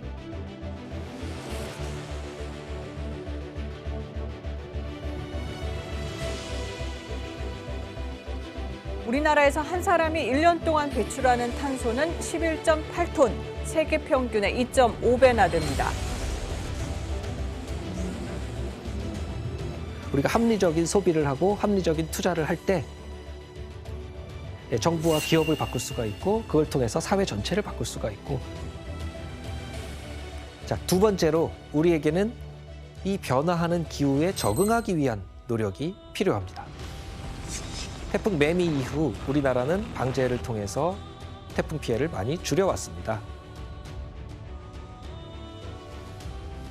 이처럼 기후 위기에 있어서도 같은 노력이 필요한 것이죠. 급변하는 기후에 대응하고 피해를 줄이기 위한 실질적인 고민을 지금 시작해야 될 때인 겁니다. 이 지구 온난화의 속도를 늦추는 일은 너무도 시급하고 절실합니다. 인류가 생존하기 위해서는 지금 우리가 바뀌어야 되는 것이고 이것을 깊이 새기고 행동하는 것이 오늘 우리가 기후변화의 역사를 공부하는 이유입니다. Were the numbers of monkeypox, the monkeypox virus. Monkeypox that is troubling the European nations, along with the United States and Australia. 원숭이? 저 요즘 그건데? 요새 아프리카에서 엄청 맞아요, 맞아요. 오, 뭐야? 오! 전 세계를 감염병 공포에 떨게 한 코로나19도 모자라 또 한 번 팬데믹에 대한 두려움을 낳게 한 감염병인데요. 바로 원숭이 두창에 걸린 환자의 모습입니다.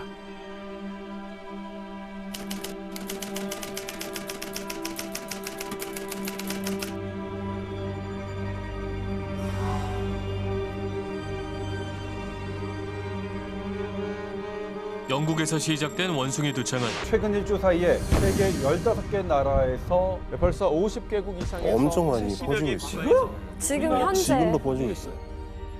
원숭이 두창의 확진 사례가 국내에서 처음으로 발생했습니다. 국내에서 원숭이 두창 첫 환자 발생을 확인함에 따라 감염병 위기 경보를 주의 단계로 격상하여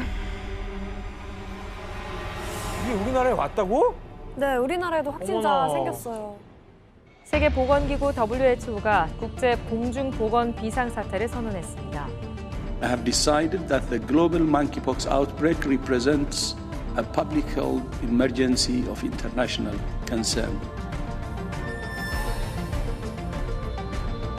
영상에 보셨듯이 수포로 뒤덮인 온몸, 원숭이 두창이란 낯선 이름, 게다가 지난 6월 22일 국내에서 확진자까지 나오면서 일상을 위협하는 감염병의 공포에 모두가 불안해하고 있습니다.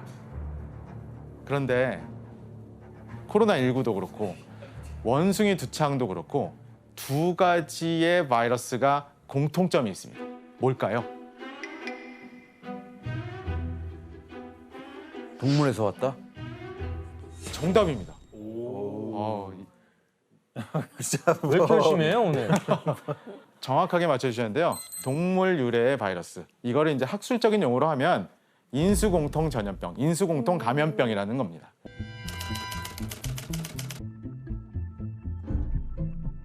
동물과 사람 사이에는 장벽이 있어요. 우리가 보이지 않는 장벽이 있어서 동물의 질병이 사람한테 넘어오는 건 쉬운 일이 아니에요. 그런데 돼지의 전염병도 인간에게 넘어올 수 있고요. 그리고 우리가 상대적으로 접촉할 기회가 없는 야생동물한테도 넘어올 수 있습니다. 우리 몸으로. 근데 동물 몸 안에 있는 바이러스가 사람으로 전파될 경우에는 굉장히 더 치명적일 수도 있는데 그럼 뭐 돌연변이가 생기나요? 그렇죠. 바로 그겁니다. 이게 돌연변이가 생기면서 사람으로 넘어와서 치명성을 유발할 수도 있고 또 바이러스라는 것은 가장 중요한 특징이 뭔가요? 바이러스의 특징. 숙주가 있어야 돼요. 오늘 굉장히 전부 공부하고 오신 것 같아요. 예. 그러니까 바이러스 입장에서는 인간이 얼마나 좋은 숙주가 되겠어요. 왜? 지금까지 어떠한 동물도 이렇게 지구상에 70억 이상 이렇게 대규모로 있었던 적이 없어요. 그러니까 이렇게 오래 살기도 하고 수가 굉장히 많기 때문에 사람이 굉장히 좋은 숙주고 어떤 동물의 몸속에 얼마나 많은 바이러스들이 있는지 알 수 있나요, 없나요? 다 미지의 영역이죠. 언제든지 새로운 바이러스가 튀어나올지 모르기 때문에 항상 인수공통 감염병에 노출이 돼 있다고 봐야 됩니다. 분명한 거는 현재도 또 앞으로도 인수공통 감염병은 사라지지 않을 거라는 거고요.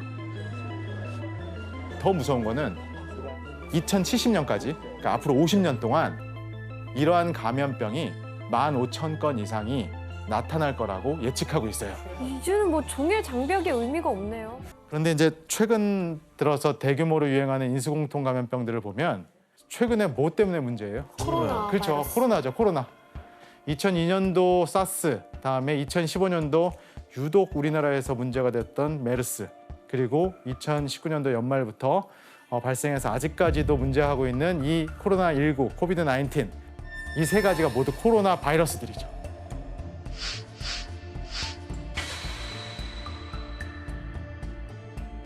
코로나 바이러스가 어떻게 생겼는지 한번 같이 보시고 진행하도록 하겠습니다.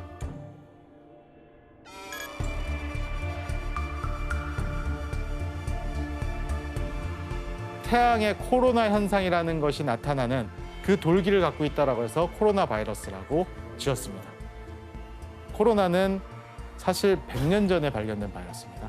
100년 전에 발견된 바이러스인데 그러면 지금까지는 왜 그렇게 관심이 없었느냐.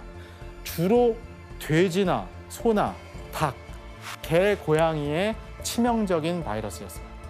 그런데 1960년대 중반에 코로나 바이러스가 사람한테 전파된 사건이 벌어집니다.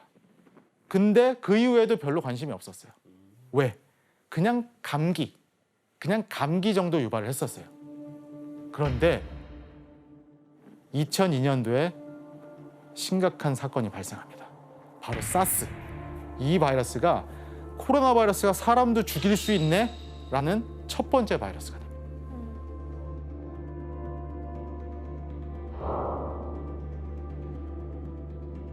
사스는 일반적으로 이틀에서 열흘 정도 잠복기를 거친 다음에 고열, 무력감, 두통, 근육통, 코로나19랑 비슷하죠.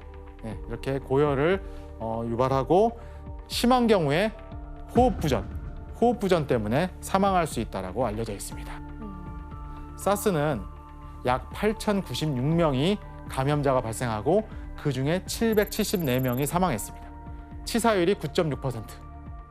그래서 홍콩, 싱가포르, 베트남, 중국, 미국, 캐나다 등에서 발병을 했고 우리나라의 경우는 3명의 확진자가 있었는데 다행스럽게도 모두 완치 회복된 기록을 갖고 있습니다. 치사율이 좀 9.6% 가까이 나고 10% 나오는 거면 굉장히 높은 거죠, 치사율이. 네. 이거 어떻게 감염되는 거예요, 사스는? 주로 비말, 기침이나 재채기, 가래 뭐 이런 것들에 의해서 비말에 의해 전파가 되는데 사스의 놀라운 전파력은 사스가 첫 발생 후 어떻게 지구 한 바퀴를 돌게 됐는지 그 경로를 추적해보면 더욱더 실감하실 수 있습니다. 2003년도 1월 30일에 그 수산물 시장에서 일하는 그 조우 저펑이라는 그 인물이 70명을 전파합니다. 이 한 사람이. 너무나 한 사람이 많은 사람을 전파해서 슈퍼 전파자라고 하거든요. 우리 코로나19 때도 그런 얘기 좀 많이 들었죠.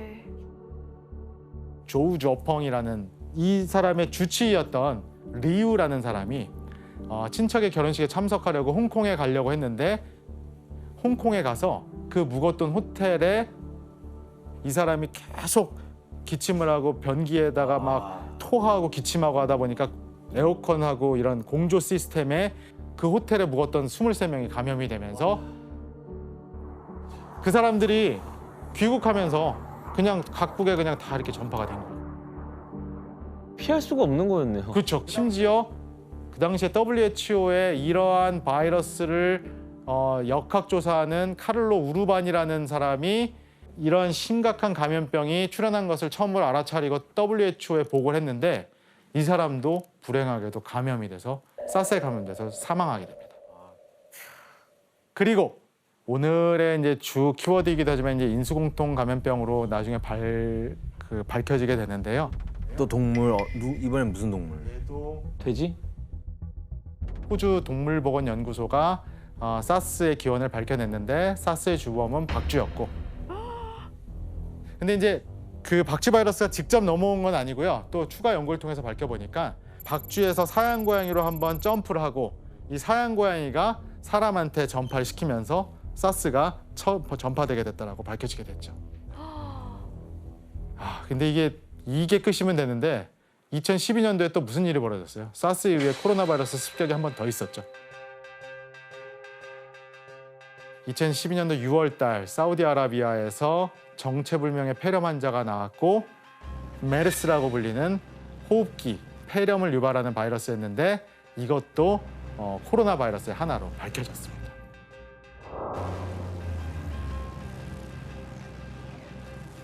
(2012년) 처음 발견된 메르스는 2015년도 6월까지 약 23개 국가에서 1,142명이 발생을 했는데 이 중 465명이 사망해서 치사율은 약 40% 정도라고 알려져 있고, 근데 이제 메르스는 치사율도 높고 매우 무서운데 정말 예기치도 않게 우리나라에서 너무 많이 퍼져가지고 38명이 사망하는 이런 결과가 있었습니다. 이 인간에게 메르스를 옮긴 동물의 정체는 또 뭐였을까요? 이건 너무 유명하게 알고 있잖아요. 메르스 하면 바로 낙타가 그렇죠. 생각나는 거 같아요. 그때 일단 낙타들이 많이 죽었던 게 일단 기억이 나는데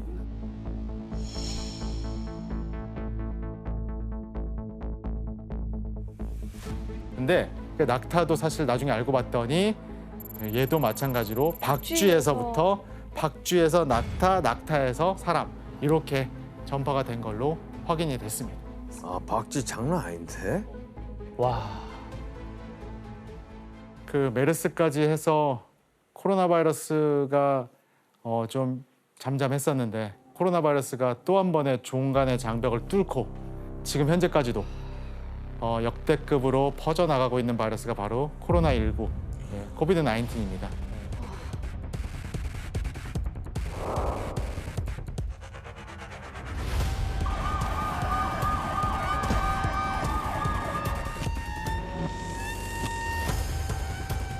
This is the first pandemic caused by a coronavirus. Today, I am officially declaring a national emergency.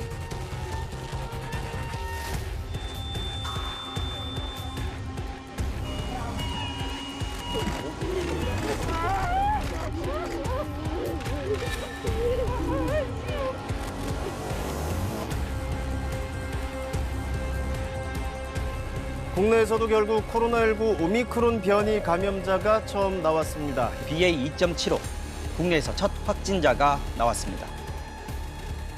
예전에 오미크론 처음 들었을 때가 엊그제 같은데 이 오미크론이 계속 변이해서 돌연변이가 또 지금 계속 돌고 있어요.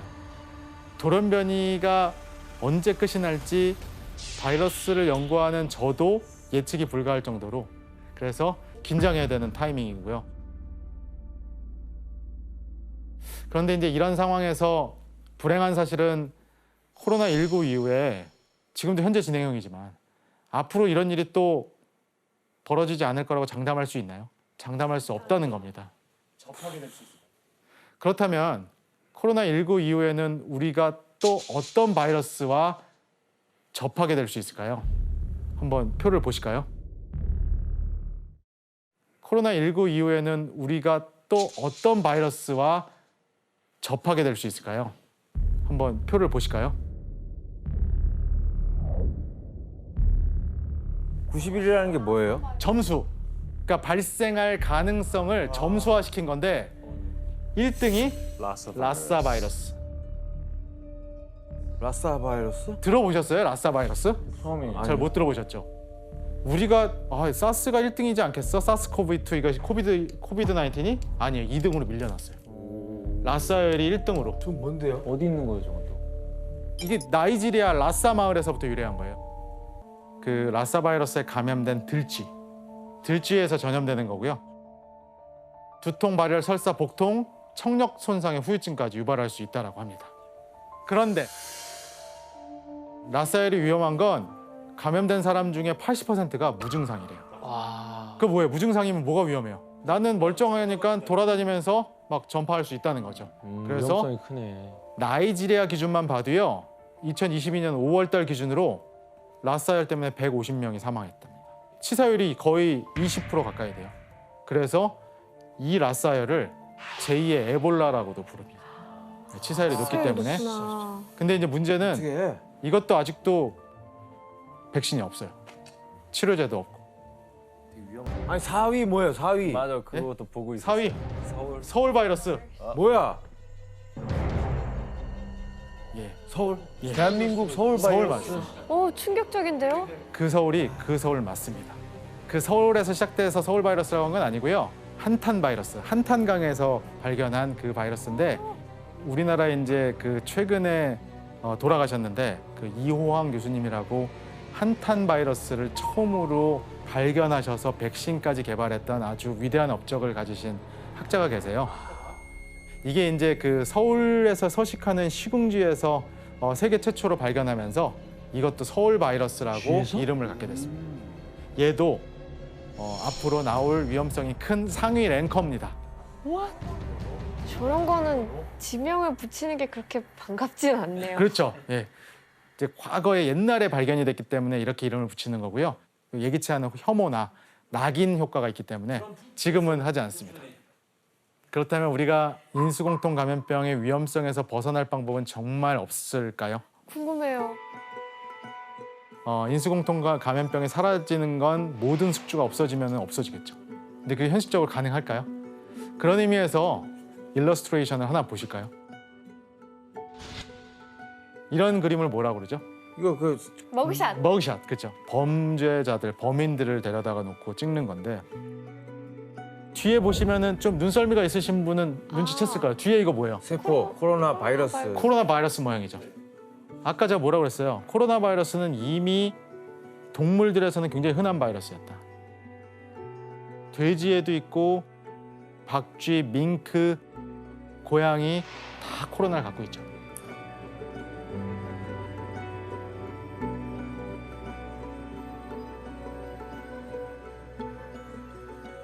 그래서 결국 이런 인수공통 감염병의 모든 원인에는 바로 뭔가요? 인간이 있네요. 바로 인간입니다. 바로 인간이 있다는 거고요. 인수공통 감염병은 우리 인간이 오로지 우리의 편의를 위해서 이익을 얻기 위해서 동물을 잡고 죽이고 또 그들의 생태계를 훼손하면서 벌어진 일이죠. 바이러스의 전파자가 된 박쥐만 보더라도 인간이 무분별한 개발로 박쥐의 서식지를 파괴하면서 오명을 쓰게 된 거고, 그리고 인간이 유발한 기후변화 역시도 인수공통 감염병에 큰 영향을 주는 것으로 파악되고 있습니다. 최근 연구에 따르면요, 지구의 평균 온도가 2도 상승할 경우에 2070년이 되면 15,000종 이상의 새로운 종간 전파 바이러스가 늘어날 것이다 라고 전망하기도 하고 있기 때문에 점점 안 좋은 상황으로 가고 있습니다.